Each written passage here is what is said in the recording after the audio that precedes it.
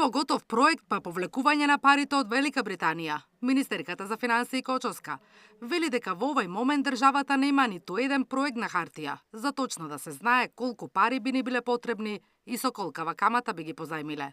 Но тоа не значи дека нема да се побара кредити од други земји, па ако каматата од нив биде поповолна, не сме обврзани да позајмиме од Британија. Во проектно финансирање вие имате најпрен зрел проект. Од кога ќе го имате проектот зрел и готов за инвестирање, ќе побараме понуди. Која ќе биде најевтината понуда со најниска каматна стапка, таа ќе ја прифатиме.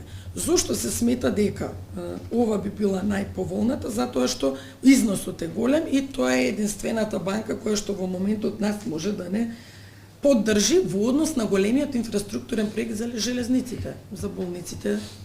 Ке видиме, ние не можеме да потврдиме. Интересот на Британија за да ни одобрат 6 милиарди евра, пари кои треба да се искористат во следните 10 години.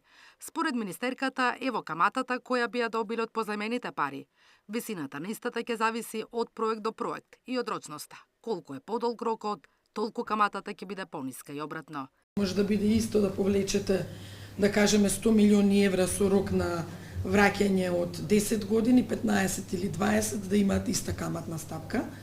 За бизнисот клучно е при изведба на инфраструктурните проекти да бидат вклучени домашните компании.